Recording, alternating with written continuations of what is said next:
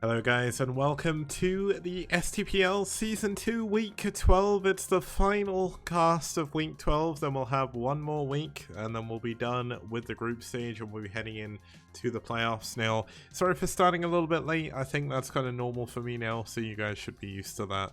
We're going to be heading into our first match pretty quickly here because obviously we're late, so we want to get through things relatively quickly. Let's introduce our first couple of teams. This is the wrong screen. Here we go. So first of all, we're going to have iRk versus BuLL. Now, iRk currently sat at 4th in the standings. And yeah, Green, I'm very sorry. I'm actually, I'm banned from STPL. I'm contraband casting right now. But iRk, pretty good. They're in 4th position overall. BuLL, not too far behind them. They're in contention to get into the playoffs. But things are still going to be a little bit difficult for them against someone like iRk.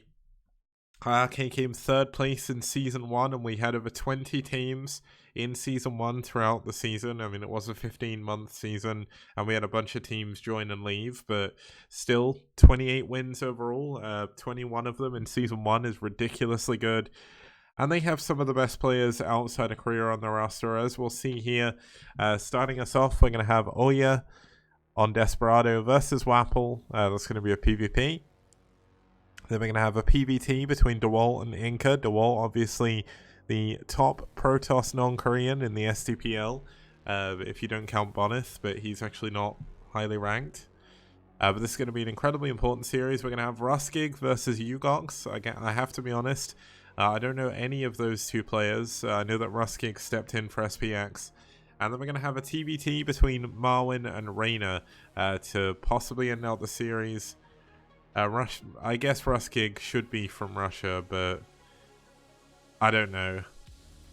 Not really much I can say, but either way, that should be a lot of fun. And looking forward to getting into that. To introduce our first couple of players for iRk, we're going to have Outlier.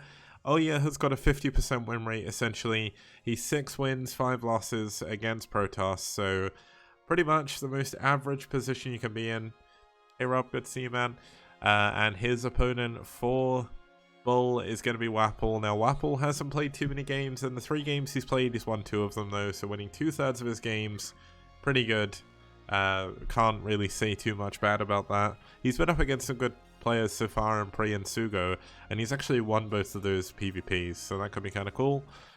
Let's have a look at the map we're going to be heading into. It's going to be Desperado. Desperado, one of my favorite maps, and apparently one of the favorite maps of Protoss in this tournament, because we've had this is our 17th PvP on this map. Oh my goodness. I wanted TBT on this map and I got PvP. I guess that's what I get, but this has been a fun map if you're a Protoss player. Protoss 4-1 against Zerg, Protoss 12-4 against Terran.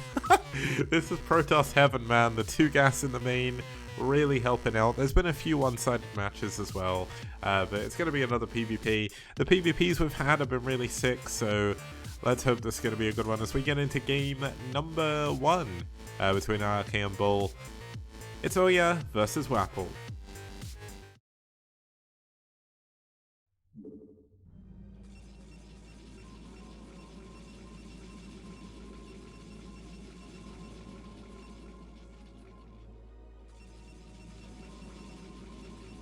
Okay, starting us off here in the top left-hand position, we have the white Protoss player fighting for iRk from Sweden. It's Outlier.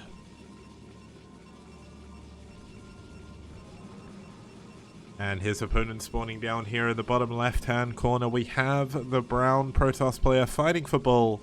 It's WaPL.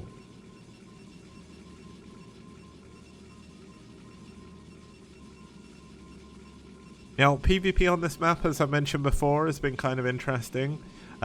We've had some really long ones, so it wouldn't surprise me if we saw this game go a little bit longer. One thing I would say is usually when you have close by A, you would think the game would end pretty quickly, but on this map, that isn't so much the case from my personal experience watching it. Back in the day, maybe it was. Obviously, when you're against Zerg, it's maybe a little bit easier. But in PvP, the close by air distance really doesn't actually change all that much. The island base becomes incredibly important, and the far mains, where they'll get another 2 additional gases, are going to be super important as well. Now, PvP, one of my... Back in the day, it was my least favorite matchup.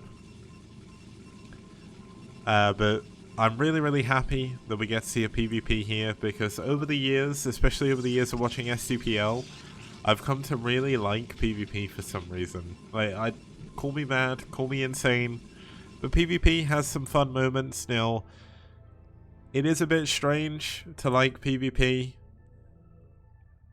And Green saying in chat that back in his day it was his least favorite matchup. It still is, but it also used to be. I think my least favorite matchup now is ZVZ. I really don't like ZVZ very much. Like, ZVZ feels a lot more like knife fighty than PvP. Like, in PvP it feels like the player with the higher skill level overall does better, whereas sometimes in ZVZ it feels like a massive coin flip. I still like ZVZ though. ZVZ is fun. It's a good palate cleanser after a long match. And Hive ZVZ, when you get to see it, which is very rarely, is actually really good. Now this game, both players going for fairly even builds, mirror builds in a mirror matchup in the STPL. Is there anything more normal other than me being late, which I was again?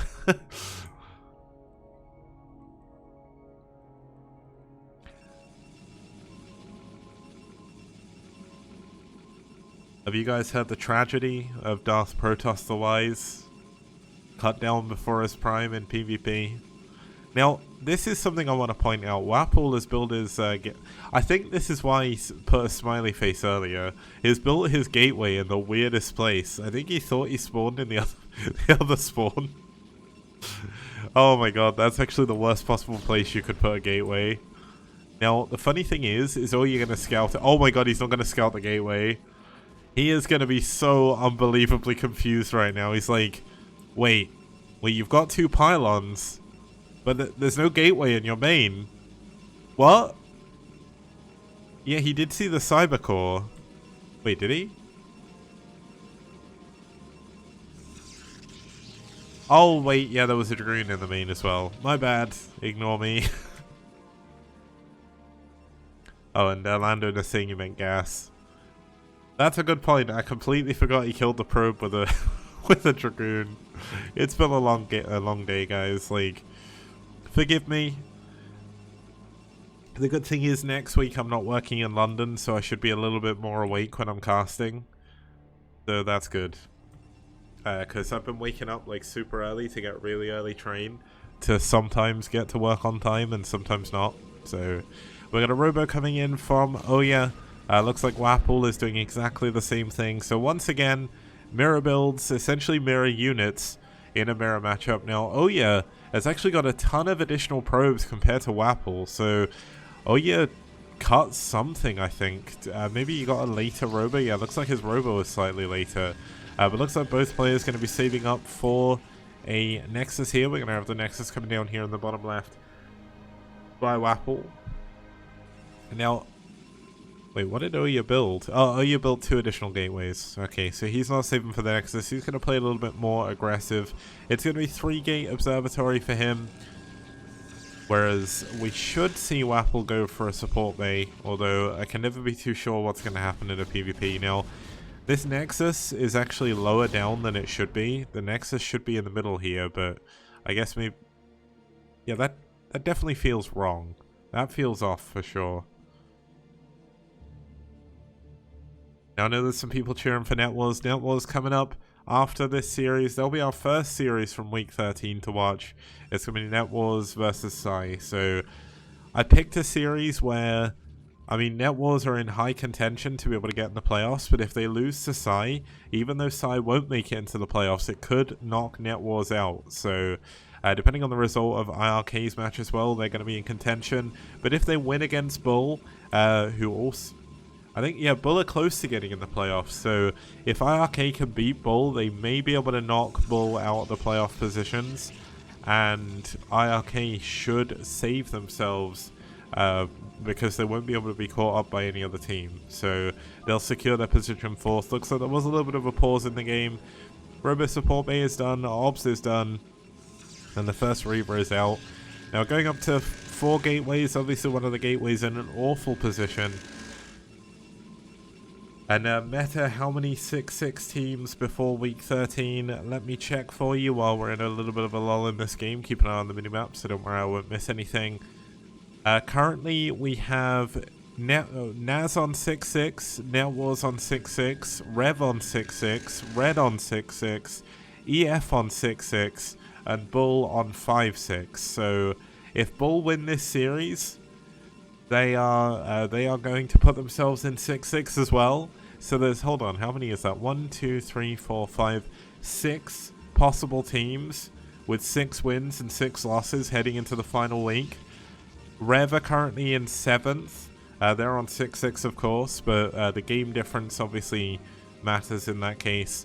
And we've got Ash on 5-7. So Ash may have locked themselves out of the playoffs, but it's still, if they can win in week 13 and some of the 6-6 teams lose as well, they still have a chance of coming in, but it's going to be tight. Like, this is probably the tightest group stage of any tournament I may have seen, actually. Like, I don't think there's been any other group stage I've ever seen throughout Brood War where the middle of the pack is so unbelievably close together. It's kind of cool. Now, Ouya, playing a little bit more like Ouya, going for his own proxy well, hidden base is a better way of saying that rather than proxy nexus. We got Ouya getting ready with some Dragoons to deal with any possible Reavers coming in. I got excited there thinking that was a shuttle, but it was just an observer. Now, WAPL does have the advantage with probes now. He does, of course, have a second base up. But Ouya's going to get a second faster gas, so that's going to help him with his tech a little bit later on, and everything should look pretty good for him. Now the Reaver coming in here from Ouya, can he get much damage done? The pylon actually helping out a lot there. No probes go down, an amazing move with the SimC here. The Reaver goes down. Oh my goodness, now it looks like a few probes, 3 probes I think in the end, went down at the very end of that. But losing only 3 probes when you're already up over 10 probes is not too bad. So that's going to work out for WAPL. Obviously, Ouya has lost his Reaver, he's lost his shuttle, and that was pretty much the best way that defense could have gone.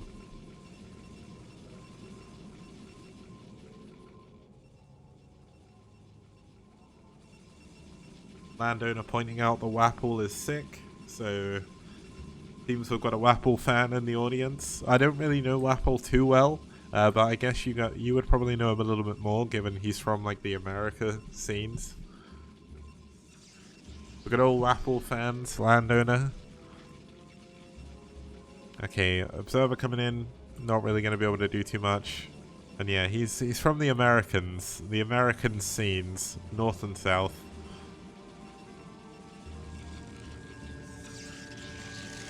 I would say you may meet him on ladder, but I don't even know if you play anymore. It's been a long time.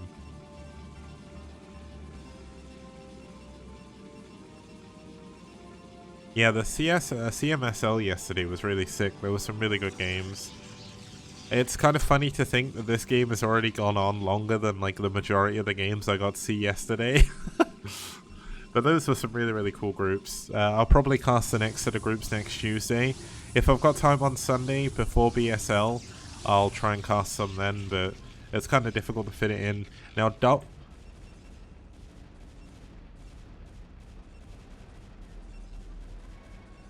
I'm just pausing for dramatic effect there because we've got triple Robo coming in from Ouya.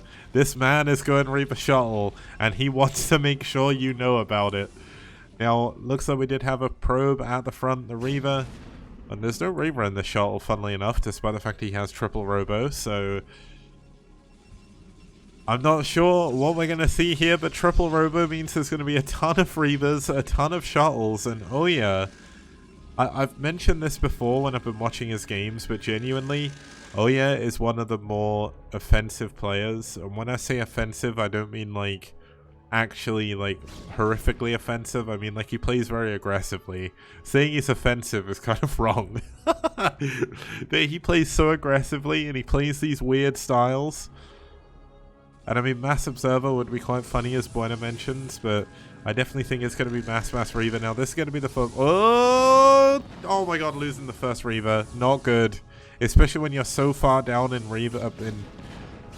what's it called? In Robos. Now, wait, is he going to scout the Robos? No, it doesn't look like he is. He's going to... Whoa. He knows the opponent's gone Reaver. He's going to try and drop his Reaver into the main. Oh, a nice Scarab there. Not too bad.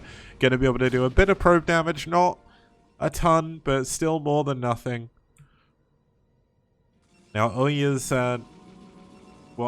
gas, or island gas base is going pretty well, but he's not actually mining the gas just yet. So he's not really getting an advantage from this. Now, the one benefit Ouya does have is the fact that where he's going to have so many shuttles, so many Reavers, essentially Wapol is going to be unable to take the other island base. Like, there's absolutely no way. You could build 1,000,000 cannons and eventually Reavers and shuttles will get in. So... looks like we've got Wapol expanding to another mineral only, so he's going to be on 2 mineral only bases. Now, it's kind of weird to see this in PvP, but we've got Ouya with perfect vision over what his opponent's doing. Now, there is a Reaver in the shuttle still, just moving back and forth. It is in vision of Ouya's observer, so... Okay, it looks like we are going to have a big push out by Ouya. He doesn't have any upgrades yet. Buena has +1. Not Buena. Wapol has +1 even. But let's have a look, see how this is going to go. There's going to be a ton of Reavers eventually coming into this battle. While this is going on, I'm making sure there's no Reavers going to the bottom left, but there isn't. And the 2 Reavers doing so much damage. Wapol's army is pretty much evaporating. The supplies have got very, very close now. Looks like Ouya taking a little bit of an advantage. But Wapol definitely at a disadvantage now. He's down by 4 supply, and he's also up 10 supply in probes. So that means his army is incredibly small. A Reaver drop coming into the main. These Reavers are low on health, so he is going to be able to clean this up, but not without taking a ton of damage.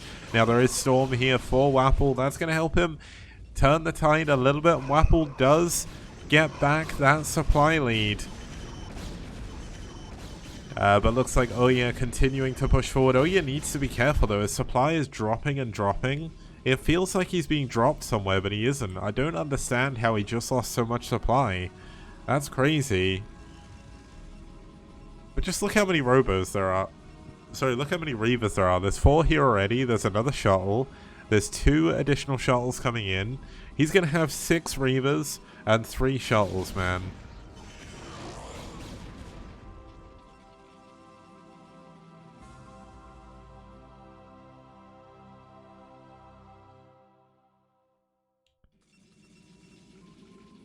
When you're saying Reavers in base, you mean the Reavers he lost in the shuttle, right? I mean, that's not that much supply. Buena clipping when I said Buena's gonna win this by accident. Whoops. Oh well.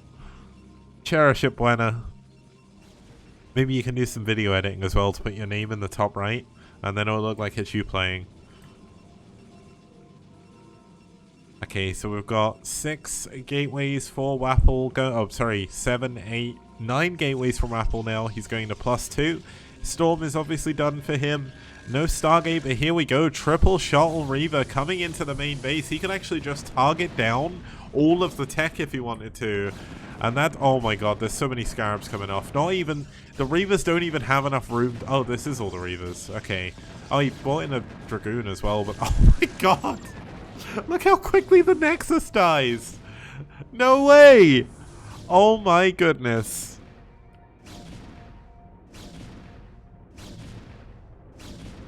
Oh, and he's leaving the Dragoon there to kill the Templar Archives eventually.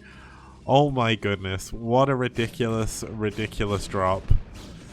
Honestly, I feel like he should have just killed all the tech, but I guess he doesn't want to waste his Reavers. He's a little bit unsure of what exactly Wapol is going to be doing behind this. Now, Wapol doesn't have a single shuttle.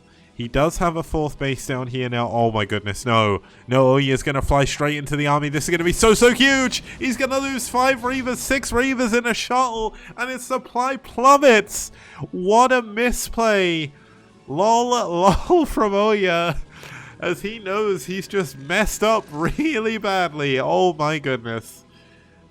That was the worst place those shuttles could be at that specific moment. And now Wapple should know he can push and win the game now. That is a historic mistake from Oyaji. And that's definitely going to cause him a problem. And Wapple looks like he's going to take game 1 for BuLL in such an important series. Oh my goodness. What a game.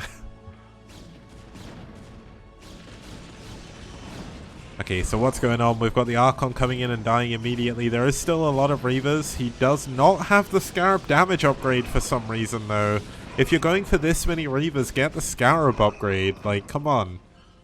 A, the capacity upgrade, and B, the Scarab damage. Like, there's absolutely no reason not to.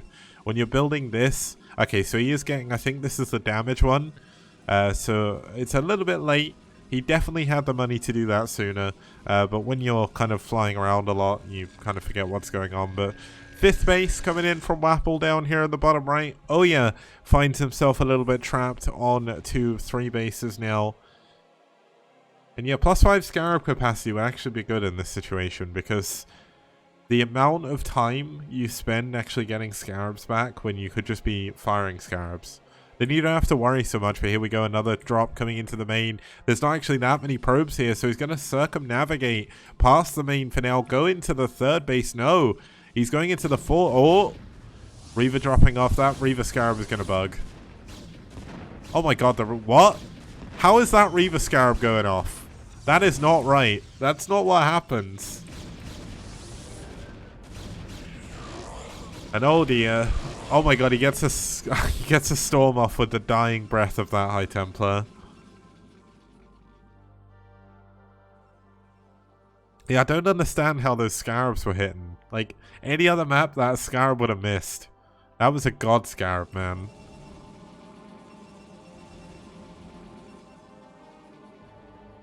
Now, Oya trying to creep out, trying to take the 12 o'clock location. He doesn't have that many gateways. Oh my goodness, a 4 High Templar drop coming in.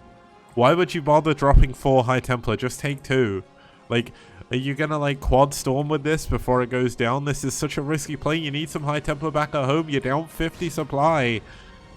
And Wapple needs to push forward for sure. And this is the anti-timing. But the trouble is there's so many Reavers. How do you push through this gap into so many Reavers? Now there is a storm. Wait. He didn't lose that shuttle, did he? Did I miss that shuttle going down? Oh my goodness, the storm at the front though. This is how you manage to break through, but the Reaver's going to do so much damage. There's actually a lot of storm here as well. And neither player really wants to go through now. That shuttle must have died, which is crazy. Oh, you're losing shuttles all over the place. No storms going down at the 4th base. No probes gone down whatsoever. Now the 12 o'clock base going to go down here. Cancelled at the last second. But with the double gas in the bottom right, Wapple is pretty much in an unassailable position here for iRk and Oya. Like, Oya, yes, he's got the island, but here we go, another 3 Reaver shuttles coming in. He's going to fly into some cannons here, a couple of... He really dropped those out in the wrong order. The Scarab or the Reaver should have gone at the back, but still, this is going to be hard for Wapple to deal with. The probes actually surrounding the Reaver there are going to make it a little bit harder. The Dragoons trying to focus down some of these shuttles. The High Templar going down with tons of energy. Now, Oya needed to take this island base about 20 minutes ago. He should take that one first, really, but looks like we are going to have another push forward by Wapple, getting a lot of storms off. A lot of the Reavers are dead now, so it's going to make it a little bit harder to go in. The Reavers going to try and come around to this 3rd base, but the trouble is, can he hold the front? He's down 50 supply. Oh my goodness. Okay, that Reaver Scarab's a little bit more normal. Going the wrong way. Oh, the storm, he gets it. Oh my god, he gets one of the Reaver Scarabs. He loses the other shuttle as well. He gets a storm, but not doing nearly as much damage as he needs to. He's down 70 supply. And I think that's going to be it. I mean, the only reason why Oya is still in this game is because he hit this base. Now, do we have any additional tech coming in? Not really. I mean, you could go for a Stargate here as Wapple, but there's not really a massive point to that. He's going to add more gateways on in the bottom right. And it almost feels like Wapple is a little bit too scared to push in. He doesn't want to throw the game. Like, Wapple is doing a great job defending against everything Oya's sending against him. So at the end of the day, as far as Wapple is aware, finally he's going to scout out this island base. Like, as far as Wapple was aware there, Oya was on 2 base. One was a mineral only, and one was a main with gas, which he knows is now mined out. So Wapple checking around, finally he's going to find another hidden base coming up here by Oya. And that's a little bit unfortunate, but the fact he now knows the island's there means he should know that Oya has been pulling a fast one on him a little bit there. He did, I think he got in range of the minerals. He should have seen them running low. We've got another shuttle coming down here to the bottom left-hand side. Looks like he wants to go for the 3rd base again.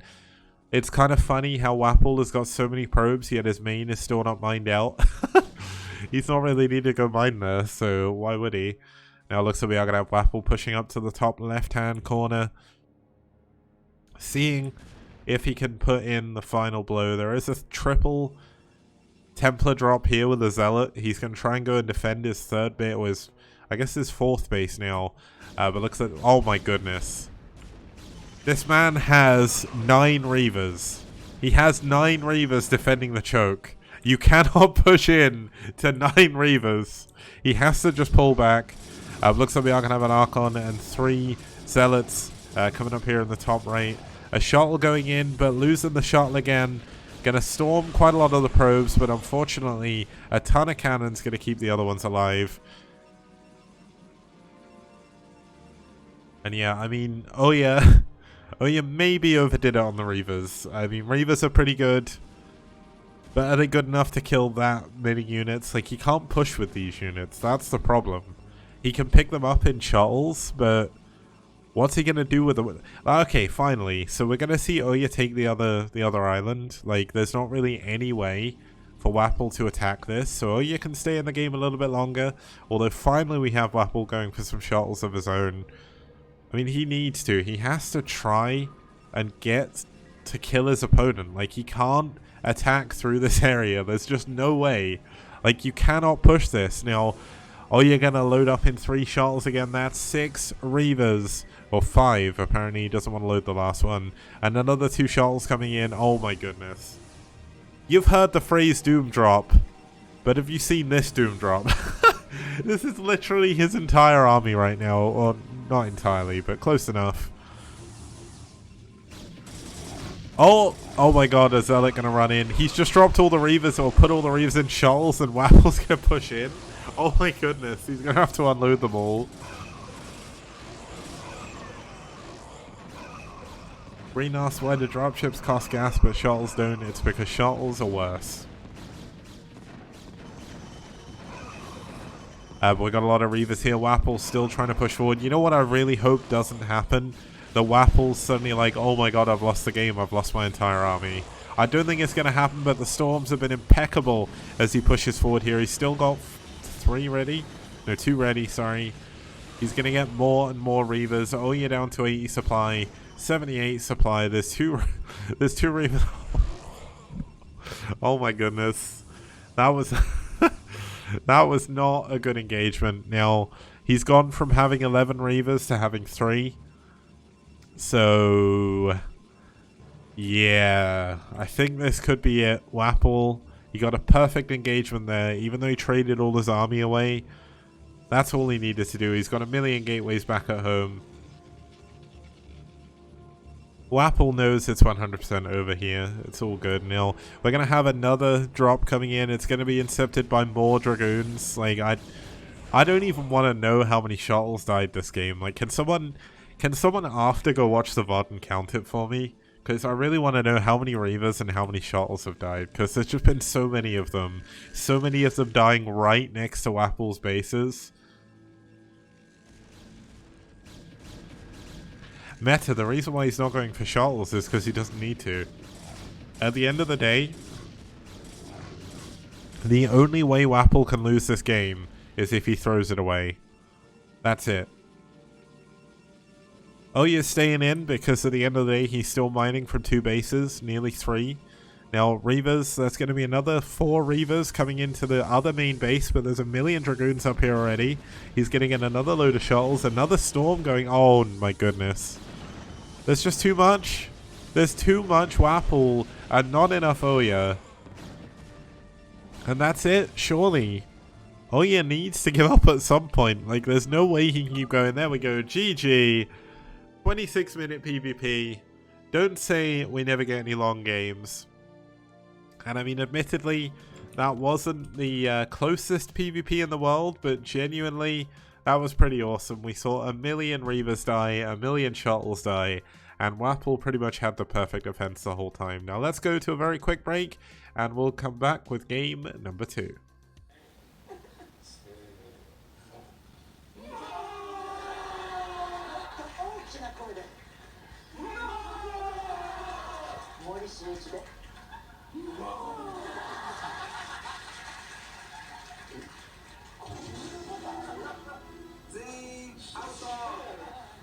Toss a coin to your content creators, oh Valley of Plenty, oh Valley of Plenty, oh.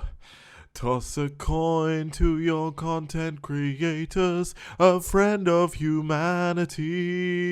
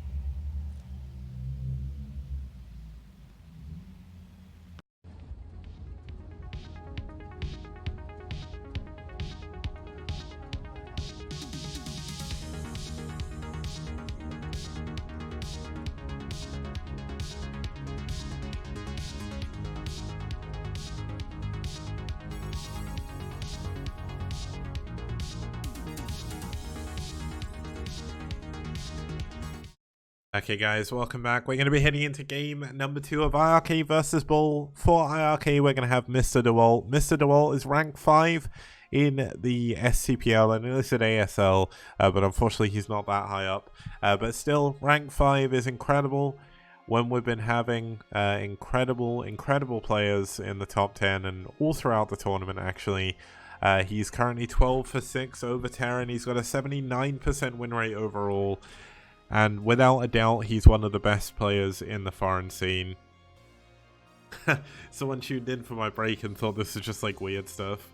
Well, no, it's actually a StarCraft tournament as well. His opponent going to be for BuLL, it's going to be Inca.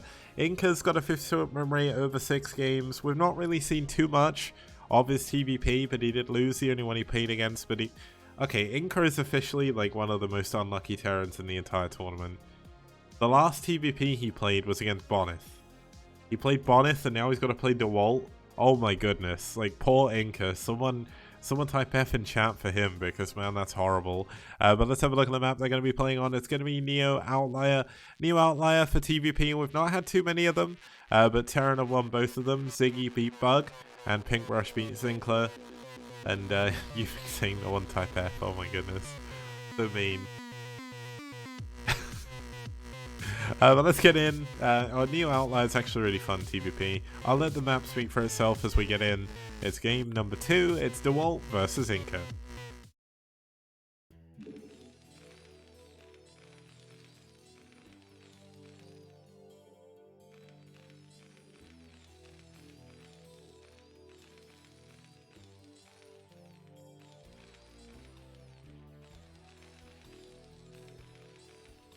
Okay, starting us off over here in the bottom left-hand corner, we do have Inca fighting for BuLL in the pale green from Peru, I think Inca's from. Yeah, he's from Peru. It's Inca. And his opponent, the Russian... I can't think of a cool nickname for DeWalt, but essentially one of the best Russian players right now, one of the best players outside of Korea, fighting for iRk in the blue. It's DeWalt.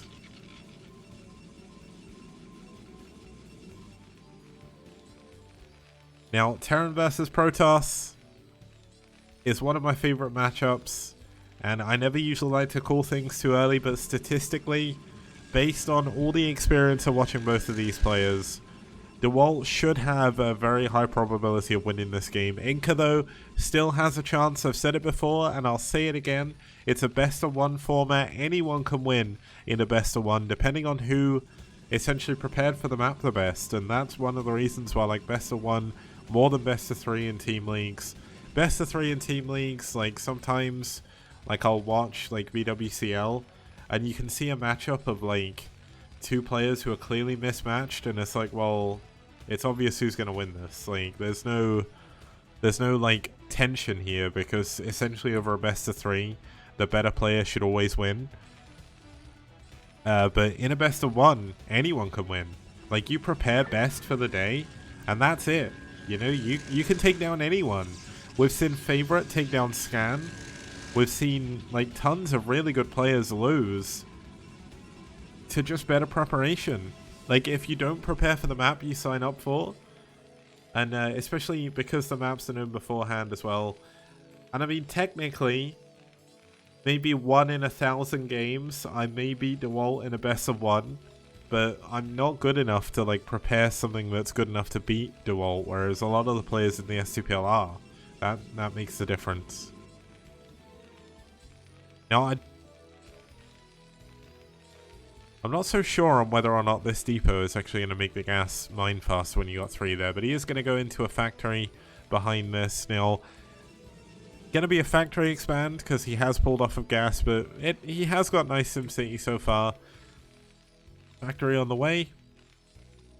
And yeah, if I can unplug DeWalt's monitor, maybe I can win. But even then, I'd somehow lose. Like, he'd have no monitor, no keyboard, no mouse, and he'd still beat me.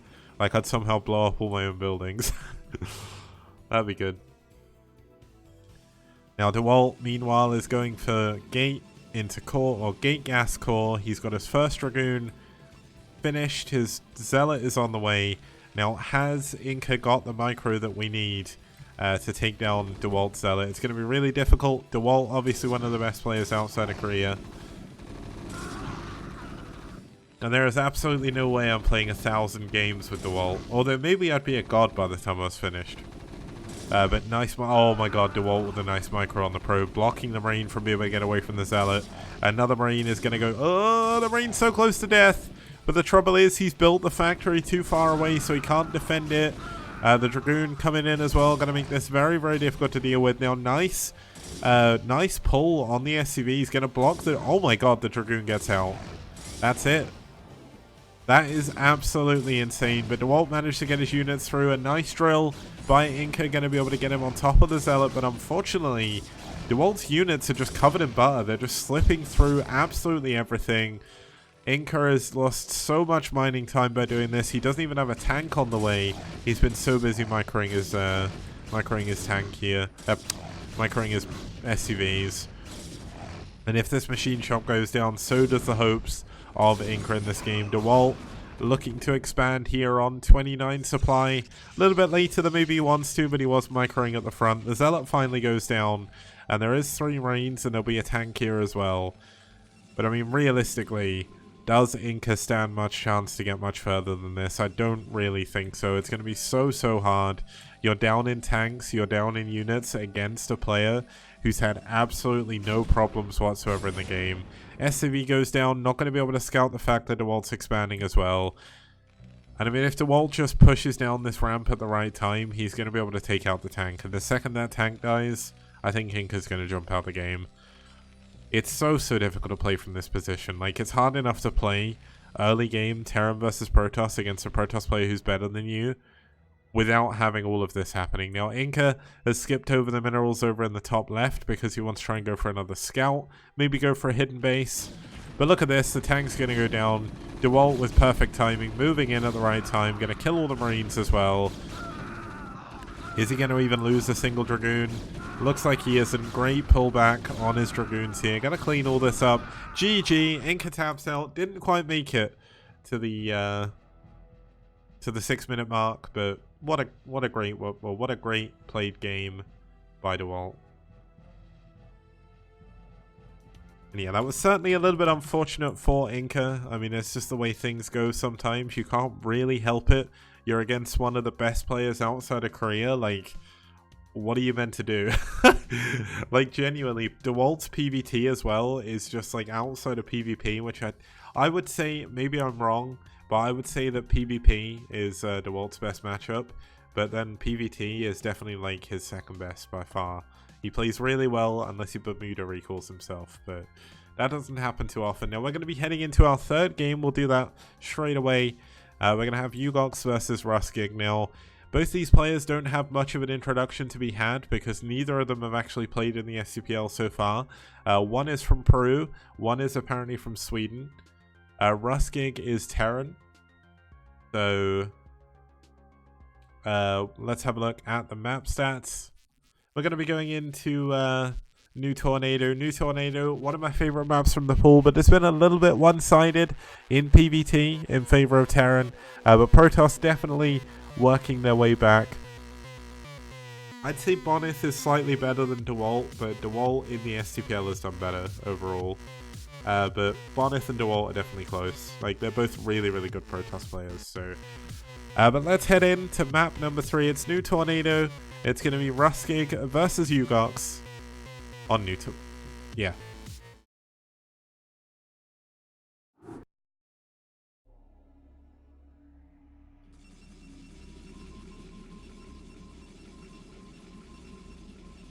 Now, are you guys okay with Cyan, or do you want me to change the color? Because I love Cyan. I love Cyan Protoss. It looks good.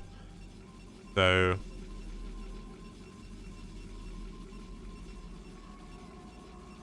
okay, starting us off down here then in the Cyan from Peru, I believe Ugox is from. Yep, just check my overlay. It's going to be Ugox fighting for BuLL as our Protoss player. And down here in the olive green, or this may be the lime green actually, fighting for iRk from Sweden, it's our Terran player, Ruskig. And a fun fact from chat, No Girlfriend says Ruskig means terrible in Swedish, so thank you for that. Didn't know that. That's kind of cool to know. Let's hope his play isn't going to be Ruskig, right? Oh my god, that was bad. Okay, so we're into game 3 of the series already. It's 20:49 at the moment. Things looking pretty good. We've had longer game. Okay, so I casted Custom Use Season 2. Yes, or Custom Use Starlink Season 2 yesterday. I did 2 groups, and I think I was casting about 3 hours, right? And all those games were around 6 to 15 minutes. We've already had one 20-minute game so far, so we could be going on for a while. And the trouble is, my stepbrother's actually staying over the next couple of nights. He's due to get here like 11 or 12 or something. So hopefully I'm done before he gets here, so apparently Ruskig is a Protoss main, but he likes playing TVP rather than PvP. So we got another race picker. Great. I don't like these race pickers.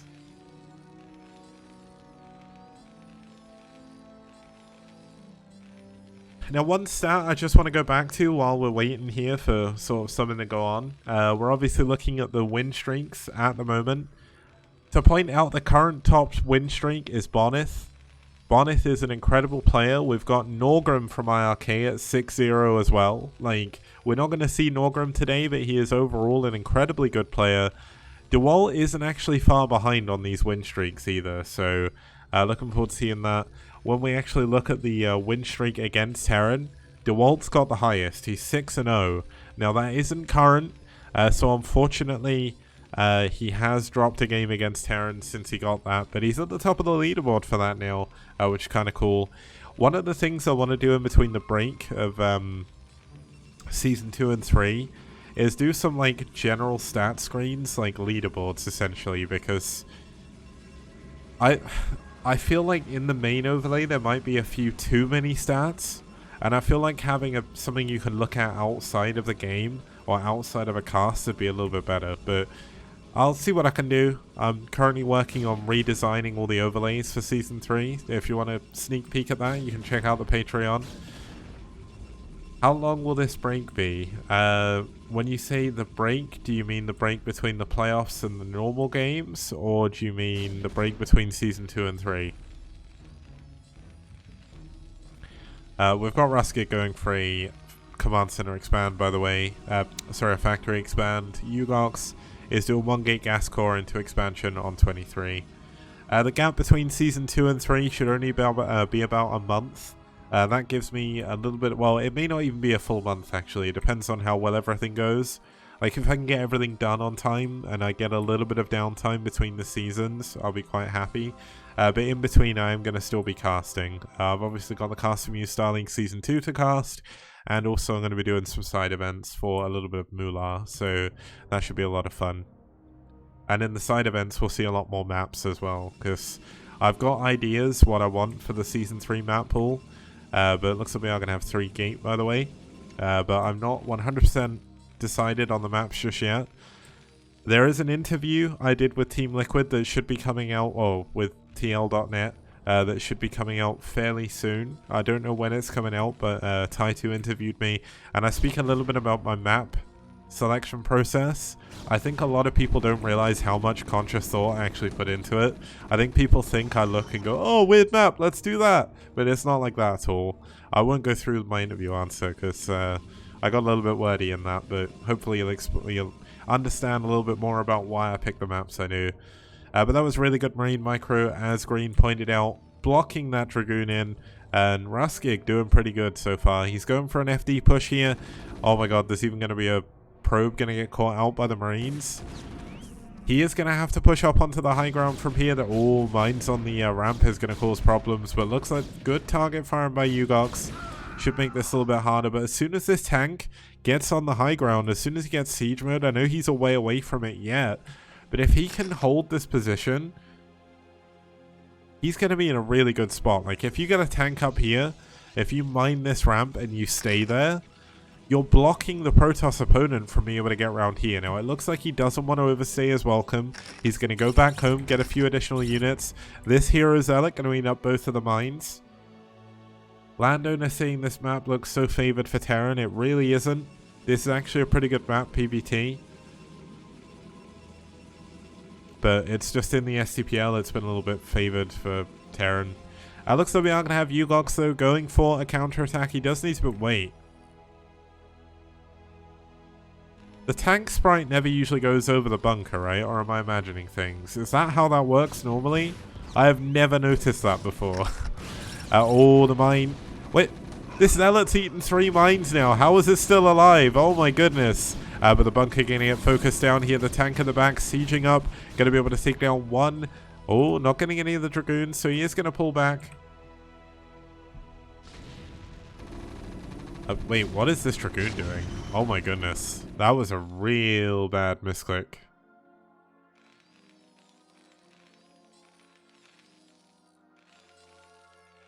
Oh hey, this map was 12-7 in Pro League for Terran versus Protoss. Whoops.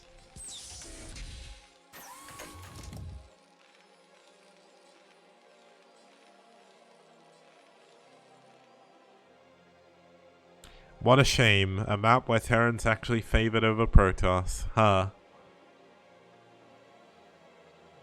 I wonder if we had more games if it would reach 7-12. Because we're 4-9 at the moment, right?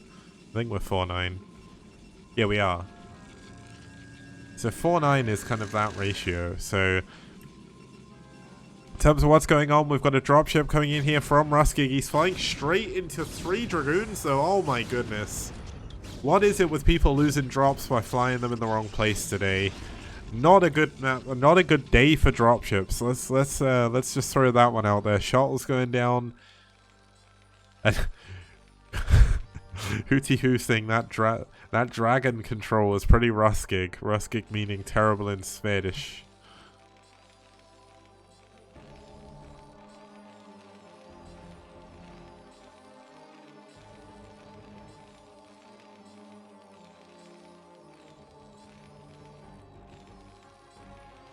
Now, just while we go into a little bit of a lull, we've got a third base coming up here for Ugox. We're just going to see Ruskig add a couple of extra factories on. No additional dropships on the way just yet. We've got 1, 2, 3, 4, 5, 6 5 gateways. What is this probe doing? I don't even know where it's trying to go. Like, where's it trying to get? Where's it trying to get to? What? Wait, what? Oh, there we go. Finally. Oh my goodness.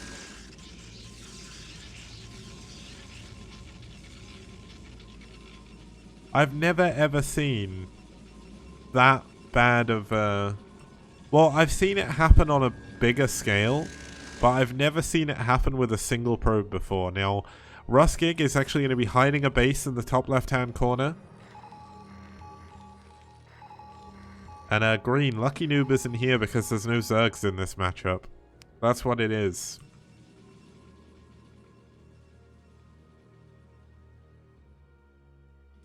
Okay, so Ugox getting his third base up. We had Ruskig scanning for this. Ugox is actually going to go for the top right-hand base as well. So it looks like what's happening here is we're going to be heading into like a super quick late game. With both players trying to expand very, very quickly.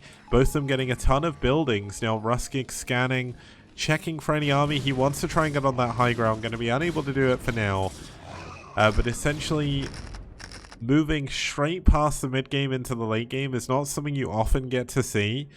With both players taking out of the main, it may actually happen. Now, Ugox still hasn't taken the fourth base just yet. Ugox did a good job there, by the way, defending. Oh my god, is Ruskig going to scout this? Yeah, he is. Oh my goodness, what a good scout.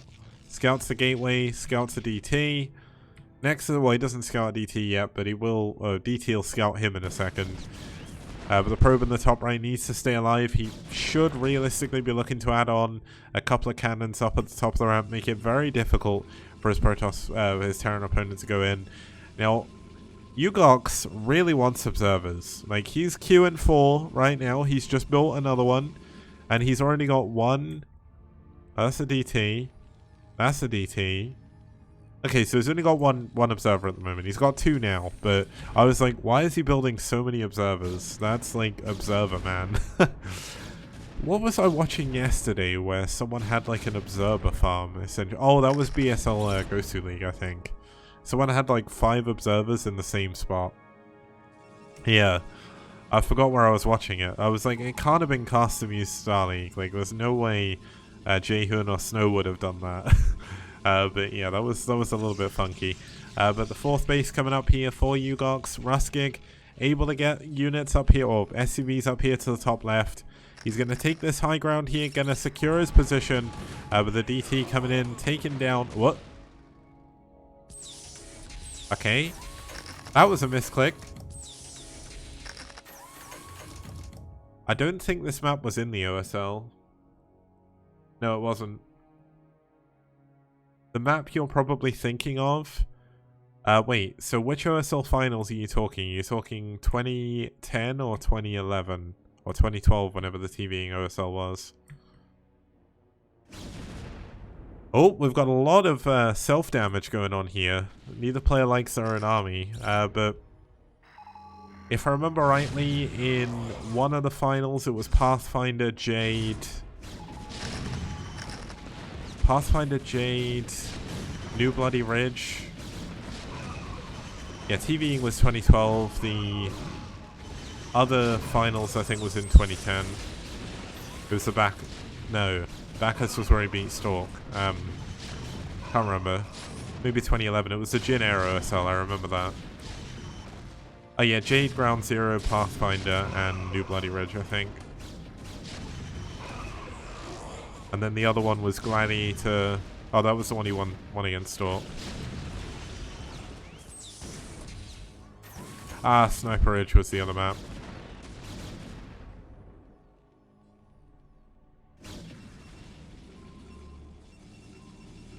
Okay, so 1, 2, 3, 4, 5, 6, 7 gateways currently for Ugox. He's got his Templar Archives done, but I don't see a Stargate just yet. 8 gateways. Where is the Stargate, or have I just completely missed it? No, okay, so he's going... Is he going for the Kingdom style, where essentially you just go Mass High Templar, Mass Gateway?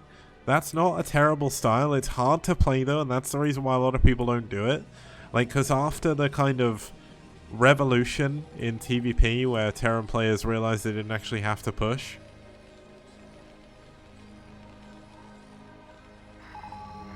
I think Meta probably looked it up. I was going to look it up, but I'm casting. I should remember the maps that he played on. I know the ones he definitely played on against Stork because he won that one, and I remember being so unbelievably excited that day. But even then, I'm struggling to remember when he went against Stork. Mines. When he went against Stork, he played on Pathfinder. I think was game 1 and game 5. What was the second map?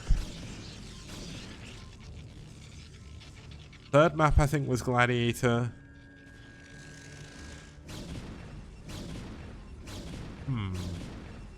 Okay, a DT gonna scout out this top left-hand base. This is an important moment because he's gonna see the natural coming up. He's gonna be able to stop that coming up. But most importantly, the man with 1 million observers never bothered to check the other main. So that's a little bit unfortunate. It looks like we had Vultures try and run in, but not able to find any damage. And yeah, Jangby versus Fantasy game 5 with DTs was bullshit. I hated that game. That ruined my entire day. Oh my goodness. Jangby won by cheesing. No honor. Just like all the other Protoss players. Looks like we are going to have Ugox coming in from multiple angles here, but this is a very good position for Terran to hold on to. But this is a lot of units coming in from both angles here. And I am salty that Jangby's more than Fantasy, but that doesn't matter. Jangby retired now. He ran off to be a factory worker, so there we go. But looks like Ruskig is going to be able to hold on here with his army. He did trade pretty efficiently, but not as efficiently as maybe he was hoping. So Ugox is going to be able to break through at least the front units. Now a good D-Matrix on this tank. Going to force these Dragoons back.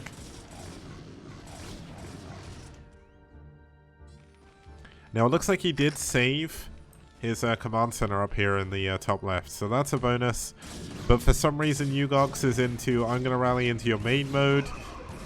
But that isn't going to work, so he's going to lose more and more units. This D-Matrix tank has got 3 kills almost, so that's kind of crazy. Meta asking if he wonders if Jangby would have got Golden Mouse in OSL if it didn't end in 2012. I think that is 100% would have happened. I don't think he maybe would have won 3 in a row, but he would have won 3 overall. Wait, did Ugox seriously not go to the top left base? No, he didn't. He doesn't know. He doesn't know about the other main. I cannot believe it. He's not going to scout it. He's not going to be able to get in. This Dragoon is going to die to the tank. There we go. He's not going to scout it again. Oh my goodness. When I said 3 kills almost, it's because I thought he was going to get the kill for that final Dragoon, but he didn't. But Ugox unfortunately getting a bit messed up here by Ruskig, losing a ton of units. I don't understand what the game plan is here from Ugox. Like, he's just essentially rallying his opponent or his units into his opponent's army. Like, he's now lost it, or he's almost lost his supply lead. Yes, he's on 1, 2, 3, 4, 5 bases. 2 of them, the super mineral bases, but why is he rallying so many units into death? I don't get it. Terran's on 4 base now. He doesn't know about the 4th base. He's trying to knock out this natural, but This natural doesn't matter, and there's so many Terran units on this high ground that he can't break it. Why is he attacking still? I don't understand these Protoss players, guys. Man.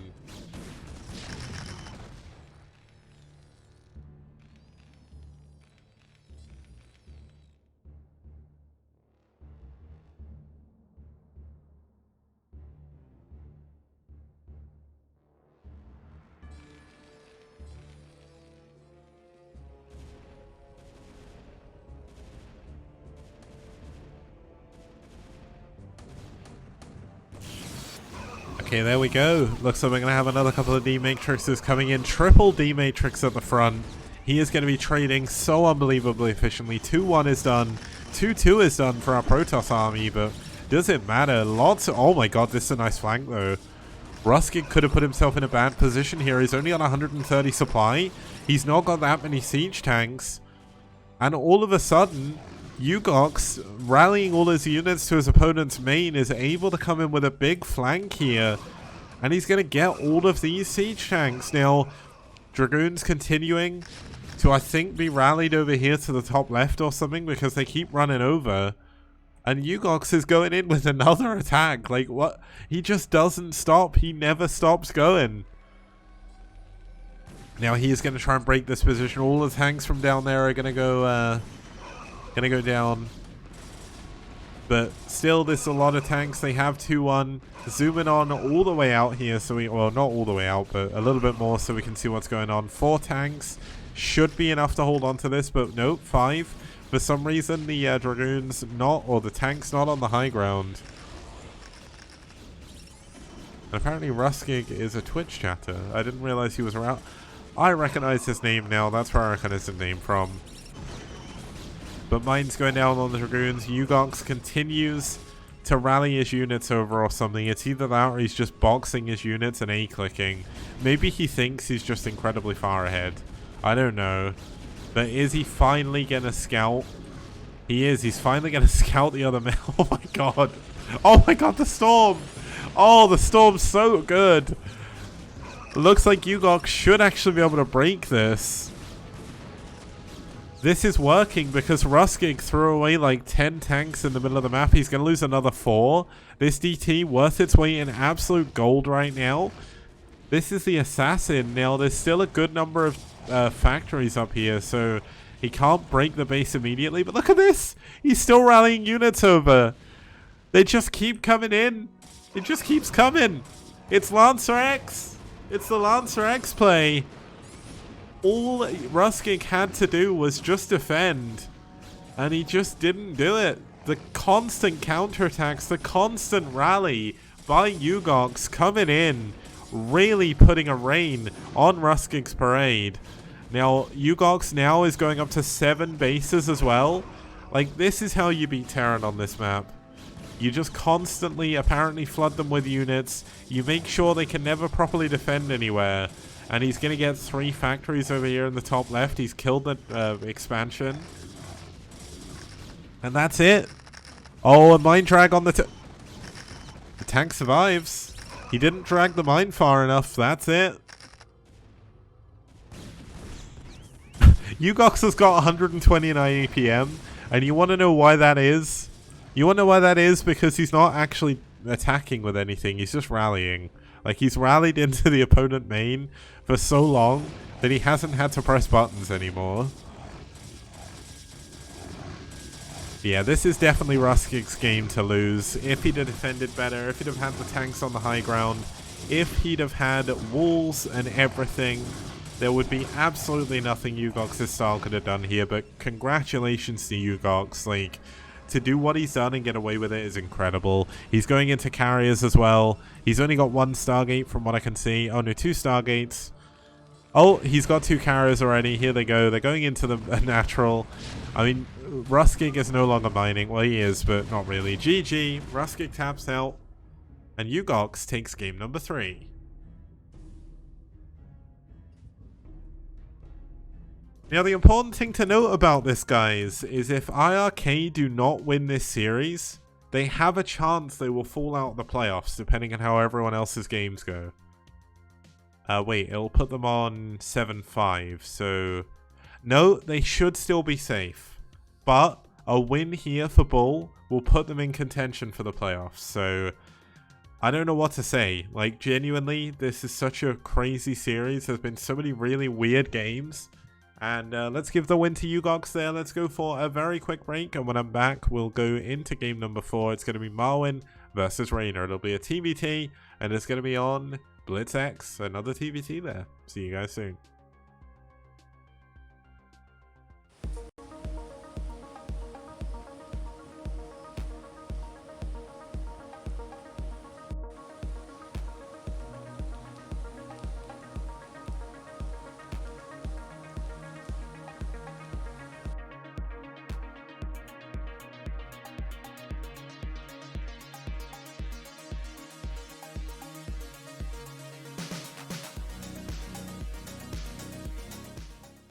And people like Kix, for example, who has an encyclopedic knowledge of every map that's ever been released on StarCraft. And he's the map man! Skibidi on do. Skibidi on do. Skibidi on do. He's the map man! Ba-da-ba-da-ba-dee da ba-ba-da-boop. Ba-ba-ba-da-boop. Bee-da-ba-ba-da-boop. Ba-ba-ba-da-boop. Everybody plays one way or the other, so check out my message to you. As a matter of fact, I don't let nothing hold you back. If Kix can do it, so can you.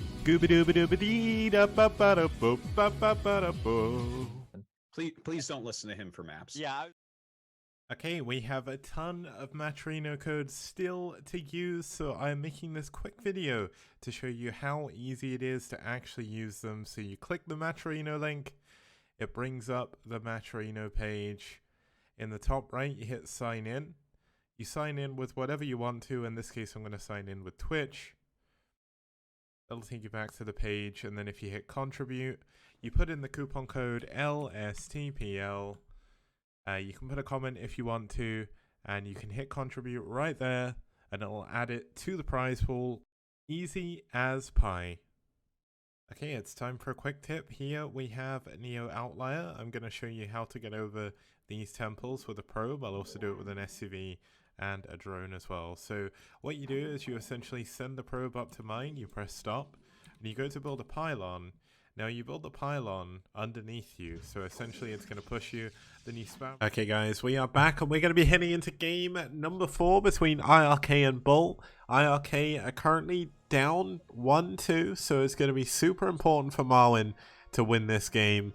Marwin from Ukraine living in Sweden, or Sweden. There's some weird stuff going on in chat right now. But Marwin currently sat at rank 19. One of the things I kind of want to do is do Terran ranking, like ranking by race. I think that'd be really cool, right guys? Like, would you guys want that? I think that could be a cool little stat to have based on like wins, obviously. No, it'd be based on ELO as well. We'd just do ELO, but just do it by race. I think that could be pretty fucking. Pardon my language. That could be pretty damn sick. There we go. But let's have a look at his opponent. It's going to be Rainer from Bolivia.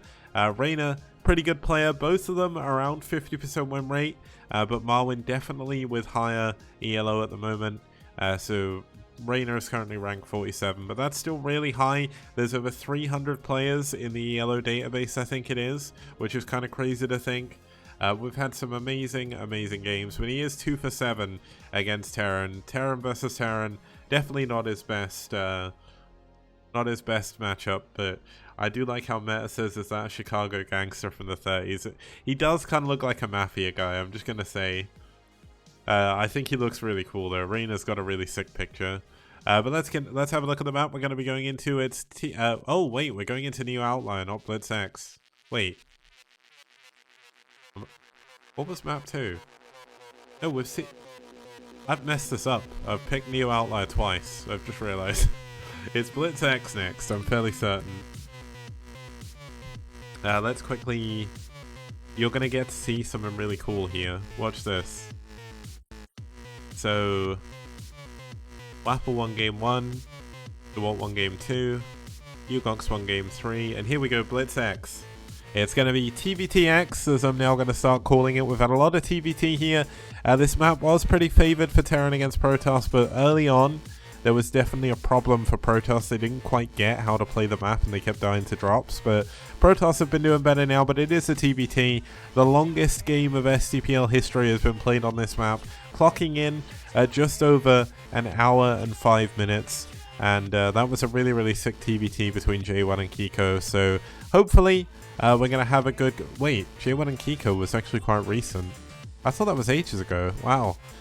I guess it would have been about 5 weeks ago, maybe. But let's have a look at the game. It's going to be a TVT. It's Marwin versus Reyna, and it's here on BlitzX.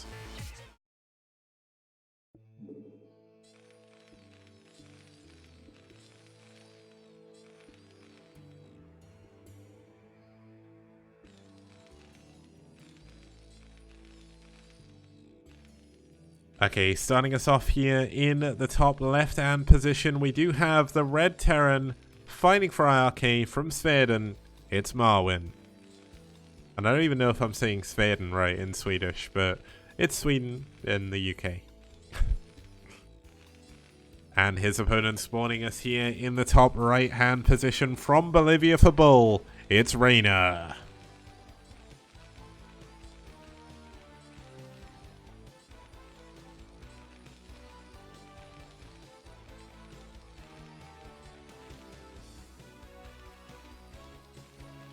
Yeah, there's no, wait, is there any iRk people here today?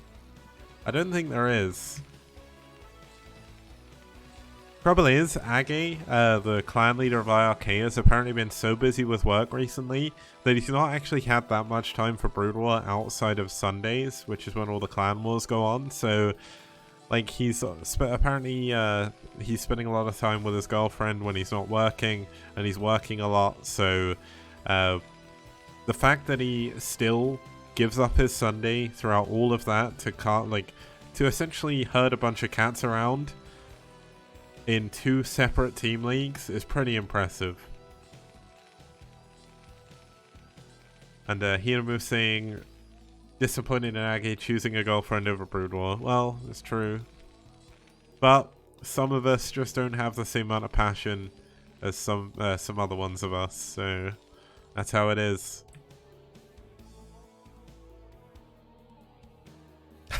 I'm only kidding. It's kind of cool, but yeah, in terms of what's going on in this game, we've got a barracks. It looks like it's going to be a barracks expand from Marwin, whereas Reyna is going to go for a factory expand.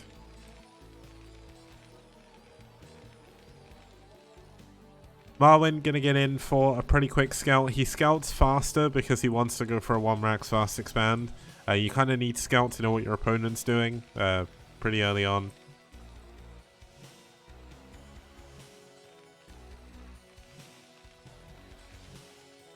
Now, the one thing that just kind of bouncing off chat here, people are saying that Brood War doesn't come easy, and nothing comes easy for Brood War players. But the one thing that comes easy for Brood War players is like this intense sense of superiority. There's something about Brood War people, like, there's nothing wrong with Brood War people. I don't mean this in a bad way, but like a lot of Brood War people think their game is the best and no other game is good. Like, I see that as a Brood War person, but I like a lot of other games as well. But there's, like, genuinely, like, the people in the STPL chat, you guys are all amazing, right? I'm going to be honest, and I'm not just saying this to suck up to you, but if you want to give me a Twitch Prime subs, feel free. But essentially, I go into some streams sometimes, and, like, the people who I've never heard of before in the Brood War chat, like, someone will bring up StarCraft 2 in this, like, random streamer's chat, and all of a sudden there'll be these like people I've never heard of going, oh, StarCraft 2 sucks, Brood War's so much better, go back to your own game. And it's like, what? Who are you? Where have you come from? It was like when BCQT was streaming Brood War for a bit. Essentially, he kept getting trolled by people, like saying how bad StarCraft 2 was and like how he should quit StarCraft 2 and just play Brood War full time. And the people saying that over and over again, I'd never even heard of. Like, it's not people who watch a load of tournaments. I think it was just literally people that exist to go and troll people's chats. I don't get it.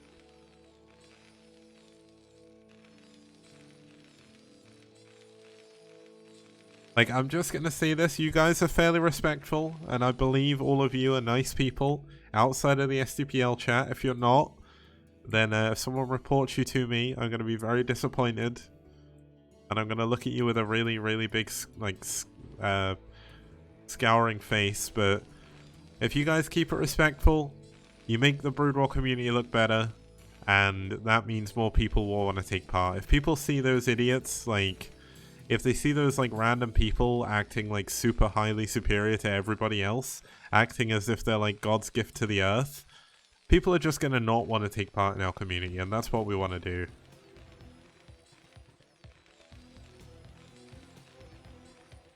And green, I definitely do not play LOL. I don't like MOBAs that much. I do like Heroes of the Storm because the games are quicker, but I find it really hard to sit down for 40 minutes for a single game of something. Okay, so the expansions for both players are up. We've got Triple Factory coming in from Reyna, so that means he is going to be going for Vultures. Both of them actually are, so Triple Factory for both players. Who is going to get their starport first? Looks like Marwyn might be the one, although you don't really want to build your starport here because it's so close to your opponent's main. The way this map works, let's actually zoom out a little bit. If we zoom out and turn off the two overlays, you can see just how unbelievably close these players are. You can fit the factories on one screen. Obviously, there is a big divide throughout the middle of the map. The middle of the map entirely is blocked off by minerals, minus this small gap here for small units. And there is an island base that essentially in TBT nobody can ever take. I've seen a million well, I've seen 15 or 6, wait, how many TBTs have I seen here now? Let me check my stats. I've seen 11 TBTs here in the STPL alone, and I've not seen that island base be secured once.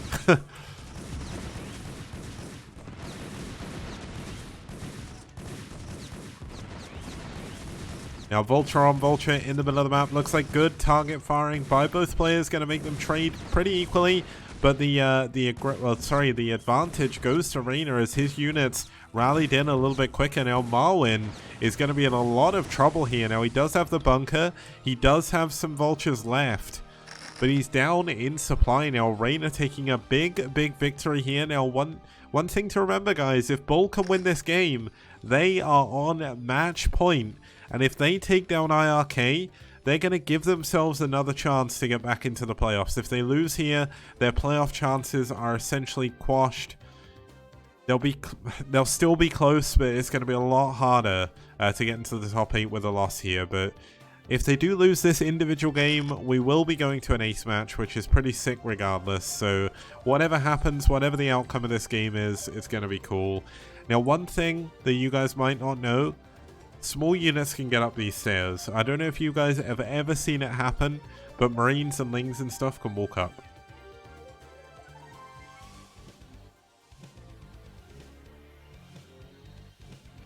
Yeah, they can. I've seen Marines go down them before.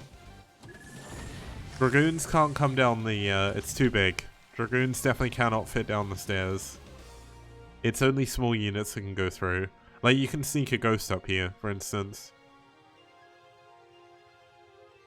It does happen in the campaign as well. It's pretty cool. It's in the campaign, it happens on those maps, which are like the indoor ones. Hi MCA, I'm glad you like this map, man. Good to see you. I've not seen you in a very long time.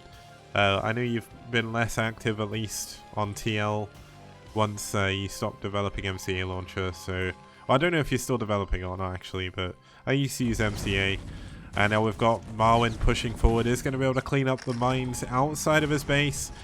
Does waste a couple of scans to do it, but honestly, scans in TBT are like minerals in pretty much any other matchup. You end up with so many of them for so long that it doesn't really matter now.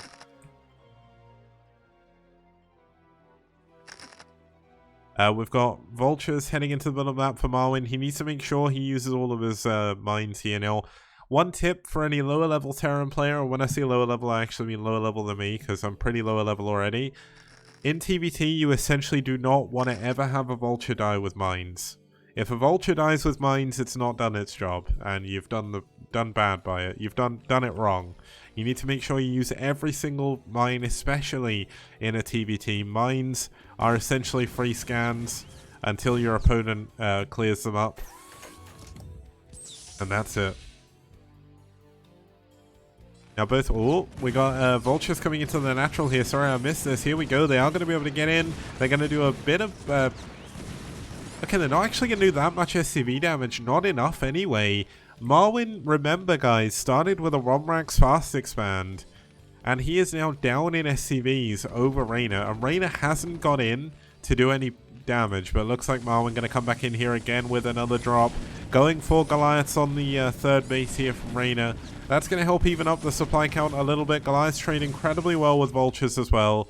Looks like Marwin going to lift up. Now wait. There is actually no anti-air whatsoever here. He's finally starting to go into Goliaths. But this is going to be so annoying. The Goliath's going to get into the main mineral line. There is a tank here, but the tank's going to need to be mass repaired if he doesn't want it to die. Goliaths do a lot of damage. Now he does manage to kill one of the Goliaths, but look at this. All the units get in the main. Guess where he's going, guys? He's going straight back to the third. Okay, never mind. He's not going to the third. If he does, he isn't living. Yep, that Goliath found out the hard way.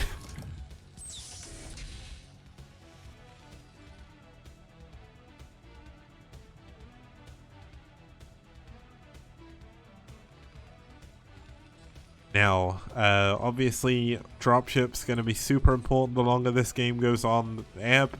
The space in air, the gap between air and the main and the other main is just this small. So, drop's incredibly strong on this map.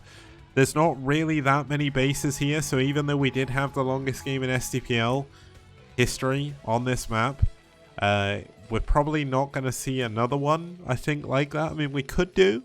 Both players are kind of trading blows pretty heavily. Reyna with a supply advantage. Marwin. Oh my god, Marwin. Repair the dropship. Why do people make... Oh my god, this... Oh. Oh my goodness, no! Oh, the mines and the dropship goes down as well. Marwin did not want to lose that supply. What is it with people are not repairing their dropships? Oh my goodness.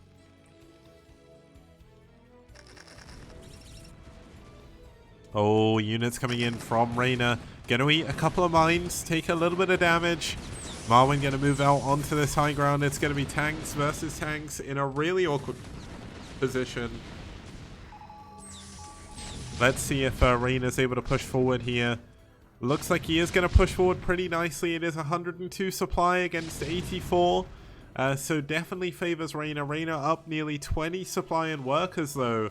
So a lot of this is army supply that Marwin's catching up with. Now let's check the tank count. So we've got 6 here. We've got another 3 coming in. We've got another one here. So that's 10 tanks overall. 11 tanks for Reyna. Marwin meanwhile has 1, 2, 3, 4, 5, 6, 7, 8, 9. Yeah, so despite having a supply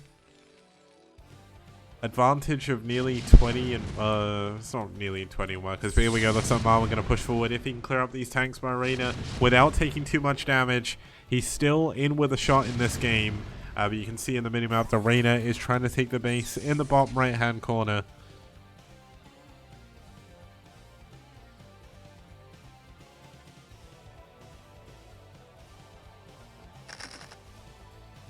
Marwin is going to scout this out, and Marwin can't realistically push. This is definitely a problem. Oh, the vulture! The vulture went up the ramp, up the stairs. I didn't think vultures could fit on there. Maybe dragoons can go up. I got a little bit confused though, I must admit. I don't know if it can get off the stairs. Oh, you saw it in STPL. Vultures can fit through everywhere. MCA, Reyna is just known as Reyna. He doesn't have any other AKs from what I understand.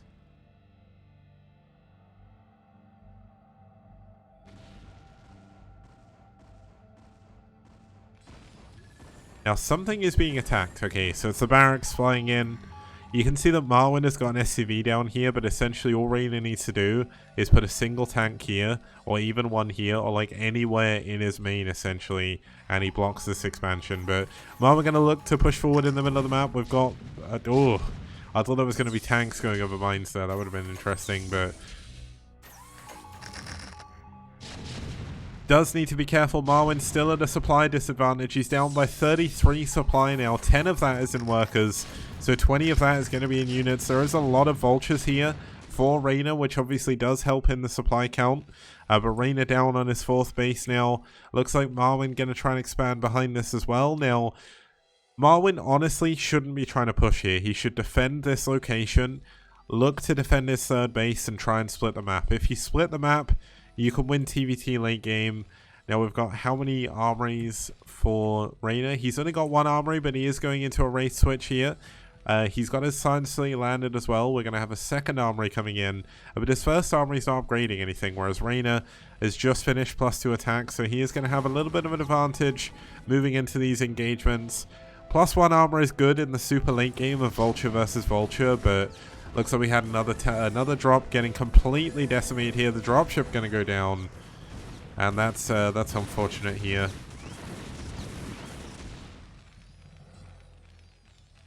But Reyna, I mean, he loses a few SCVs there. Marwin trying to come back a little bit. His supply disadvantage, though, is now up to 40. Marwin is getting ready to be dropped, because essentially that is the next thing to do. Now, Marwin's doing a pretty good job with his scans, but I don't think he's yet scanned the wraiths. So he doesn't have a good number of, maybe he has, because he's got a few Goliaths, but that can actually be good against just dropships. Now, let's zoom out just a little bit. This could be a very pivotal moment in this game. If Marwin can break through, if he can take down these tanks, it's going to be very difficult. Now, good scans by Reyna, checking to see when Marwin's going to push forward. Now, Reyna isn't going to be able to push forward against this either, but he is going to be able to head and defend this extra base. He's going to be able to defend this base down here, and we should have more and more comsats coming in. Now, the interesting thing about this map is there is only realistically 5 bases for each player, and there's an 11th base in the middle, which is this island, which, as I said, is pretty much impossible to take. So I don't think we'll see that this game. We had that hour-long TVT where they still didn't take that base, so that's how things go. Now the wraiths are going to slowly start to come in here. There's not actually that much. Oh my goodness, losing some units to mines. Not the best position to be in. But I mean, Reyna has so much of a supply advantage. Now this is a little bit awkward. He's going to move all his tanks in one big clump. This isn't what you want to do. You want to come in a big wide angle. And this could actually be the move that Marwin needs to even it up. But the tanks, I mean, +2 attack against +1 is just, it's no contest. +2 attacks, 2-shot enemy tanks, even if they've got armor. Now the wraiths are going to be able to come in here and maybe help clean this up, but Marwin should be able to scan this with his Goliaths. Looks like he's not paying full attention at the moment. 68 SCVs to 62, but at this point the SCV count doesn't really matter anymore. Both of them are going to start banking up a lot of money. Marwin is actually banking up a lot more gas than his opponent, which later on could help a lot. But looks like we have got a lot of stuff going on. A lot of SCVs going down to the bottom left. They are going to run away. Looks like we are going to have Marwin push forward. This is the move he has to make. He's got a lot of money, and he's not afraid to, or he's got a lot of tanks, and he's not afraid to use them. But Reyna still has a ton of units. He's still got tanks. He doesn't have the upgrade advantage, but he's got a lot of vultures to soak hits. And where is Reyna's supply? Like, I'm very confused where his supply is. I guess he does have a lot of wraiths down here. He's trying to focus down the command center. Like, why are you doing that? Just go. For the tanks, there's one Goliath defending these tanks. Just fly away. You need to kill the tanks, not the base. Like, you're never going to kill a command center with wraiths. Like, it just doesn't happen. Now, finally, the wraith's going to come in, going to clean up the additional tanks from Marwin here. Now, do we have any air upgrades just yet? No air upgrades. There is +2 weapons coming in, so that's good. +1. Why is he going for +2 plating? That just doesn't make any sense. It's better to go for air upgrades at this point. +2 plating really doesn't make any difference in TVT outside of Vulture versus Vulture. I don't really agree with that. It's a waste of gas. There's limited gas on this map as well. And when you go Wraiths, the problem with going Wraiths is you end up in a weird situation where, because you're usually trading them away so unbelievably fast, you run out of gas incredibly quickly. And look at Marwin, he's got a 2k gas bank. Like, that doesn't really matter now because it means he's barely got any units. But the thing is, later on in the game, when we start mining out on the gas, that gas is going to be unbelievably important. It's going to give him the ability to go BCs, it's going to give him the ability to go Vessels, and he can even go late game Wraiths if he wants to himself, because there's going to be no gas left for Reyna. Now, Reyna's gases, main is depleted, third base is about halfway done. Natural gas is actually still surprisingly healthy. Marwin, meanwhile, he's depleted in his main. His natural is around the same, almost elite amount of gas, but one off. Third base should be around the same. Let's just check that. No, third base a little bit more healthy for Marwin. We got some tanks coming down here. Wait, where is that mine? That was weird. I heard a mine but didn't see it. But realistically, Reyna isn't going to be able to push into this base. This is maybe a little bit optimistic. He could possibly delay, or he could possibly stop this mineral only.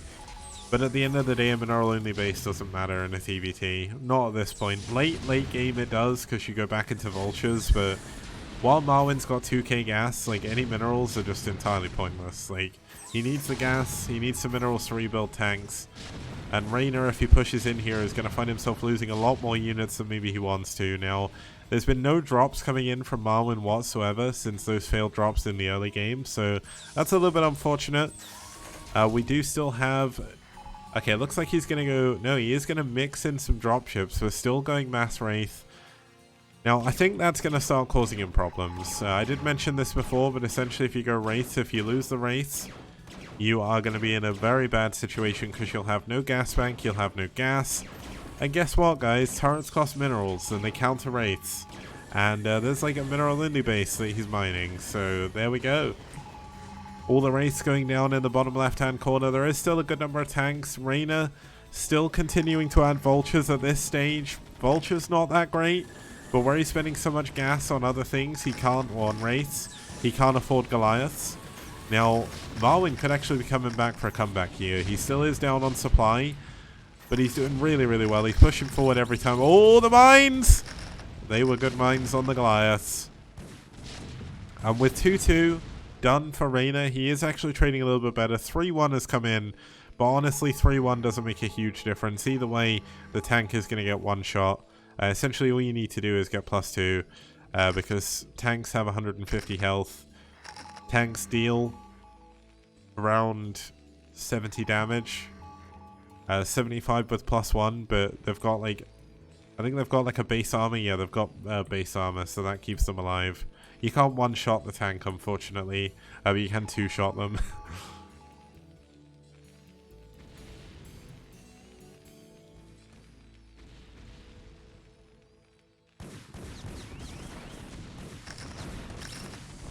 Okay, we got finally dropships coming in from Reyna. He's going to secure this top part of his base. There's still tanks down here putting pressure on the bottom left-hand base by Marwin. Now, this is a good trade.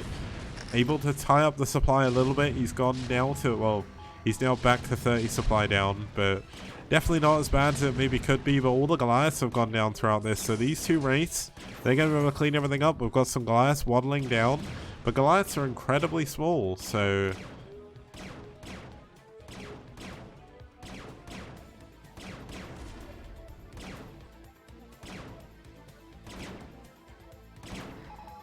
So Marwin's still doing pretty well, but unfortunately there is just a lot of Wraiths here now. He still doesn't have any upgrades. Going for air upgrades a long time ago would have been better. Going for 3-3 or... Wait, did he go for 3-3? No, he just stopped upgrades. I don't get it. Like, you... I guess it's because he's spent so much gas, he can't really afford the upgrades. But if he'd have just switched into BCs ages ago, he would have been a lot better. And yeah, people saying in chat if Warcraft 3 or dwarfs StarCraft 2 when it comes out. I mean, if you count China's online numbers, China dwarfs everything. Warcraft 3 is so unbelievably popular in China. But looks like we are going to have Reyna pushing forward again. Reyna still at a pretty big supply advantage. The tanks on the high ground going to be doing a lot of DPS here. Marwyn trying to send some SCVs in as well. The SCVs really not worth it anymore. Marwyn sat on a 2k gas bank, but there's so many tanks up here. And Marwyn maybe shouldn't have gone in here because he's losing all of his units. He's now down 40 supply.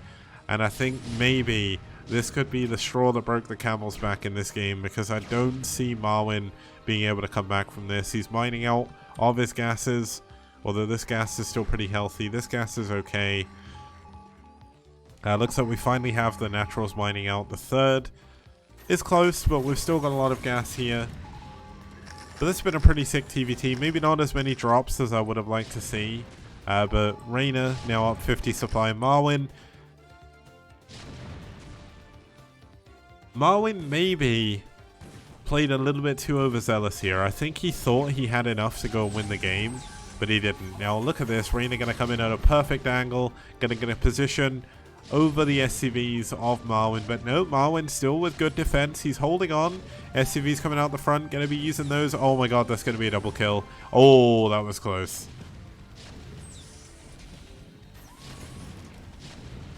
Okay, it looks like Marwyn has cleared up those tanks now, but Reyna is still up 60 supply. Like, Reyna, despite everything, is still so unbelievably far ahead. He's got so much supply across this map. And yes, he's up by 15 workers, but that means he's still up over 30 supply in units.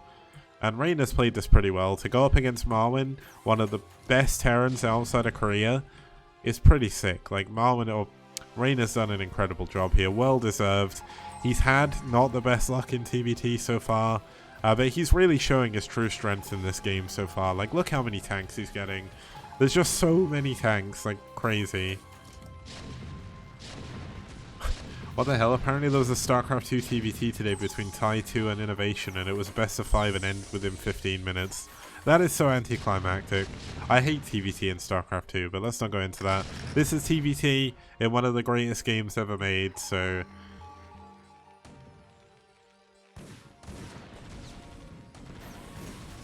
Now, Reyna's Vulture's going to come in here, pretty much end the game. There's not really too much Marwyn can do. He's going to try and push forward to try and break his way through, but Mines hitting the tanks. Tanks getting absolutely decimated by the 2-2 of his opponent. And I think this is checkmate. Reyna put his enemy in check for so long, and finally Marwyn has run out of options. There is tanks on the low ground, but there's so many units in the middle of the map for Reyna. He's up 80 supply now. And this was a really sick game, and it looks like BuLL have just kept their hopes of getting into the playoffs alive. What a great played game by Reyna. This is definitely a well-played, well-deserved victory for him. Marwyn may be playing a little bit overzealous. iRk are still safe at the moment in the playoffs, but very, very well done. Like, I don't know how else I can explain it. Marwyn running out of money even. He's down to 38 workers. He's going to try and break through here. He's down nearly 90 supply now. He is down 90 supply, down 100 supply. It's just getting worse and worse and worse. And he just can't trade anywhere nearly as efficiently as he needs to be able to come back in this game. His bottom left-hand base is being ravaged by vultures, picking at the dead corpse of Marwyn. GG, Marwyn taps out, and Reyna wins game 4.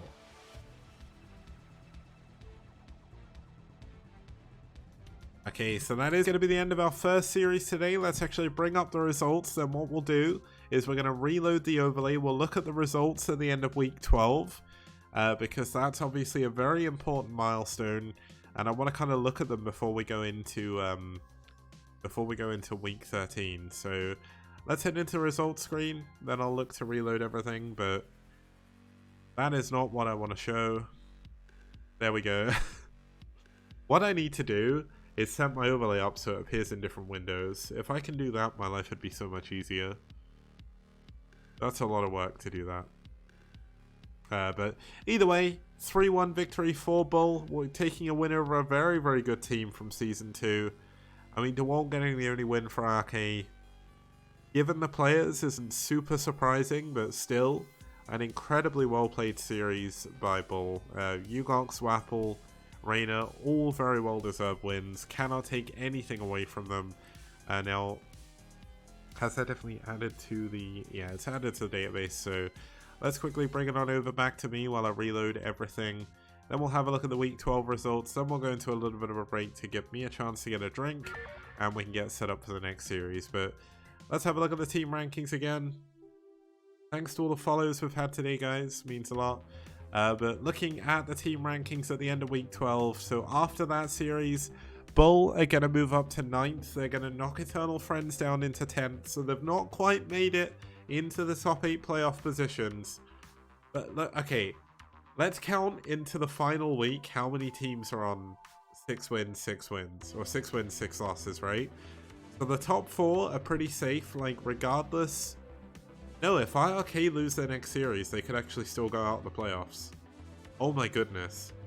So there's 6 teams on 6 wins, 6 losses in the final week, 1 on 7-5, and 1 on 5-7. So depending on how all of the week 7 or all the week 13 games go, we still have 7 teams. Wait, 1, 2, 3, 4, 5, 6, 7, 8 teams still fighting for the bottom 5 positions in the playoffs. It's all coming down to this. What a ridiculous, ridiculous season we've had. We've had incredibly close series the whole way through. Now, Hinmu is saying Ash can't get in. Ah, yeah, of course, because 3 of the teams out of the 6 are going to have to win. And they're not playing each other, I don't think. So Ash may be just out, but iRk can fall down, I think. It's going to be close, so let's see how that's going to go. We're going to go into our first Week 13 game when we get back after this break. It's going to be Psy versus Net Wars, so that's pretty good. Yeah, I think you'll need 7 wins to get into the top 8 at the end of it all, but it depends how it goes. It's going to be kind of cool. Net Wars isn't in the playoffs yet. They still have another week worth of games to go, and so does everyone else. So there's going to be 7 more best of 5s to define the outcome of the STPL Season 2. And just to quickly go back into the fixtures again, just to go explain how that works. Seed 1 and Seed 2 will be going into the semi-finals. Seed 3 and 4 will be going into the quarterfinals. And then 5, 7, 6, and 8 will fight against each other in the bottom half of the bracket to make their way into the quarterfinals and move up. So, kind of cool. FVCK is seeing a little bit more volume, but I don't think I can really talk any louder than I already am. And the person who won the last game was Reina. So BuLL won 3-1 essentially.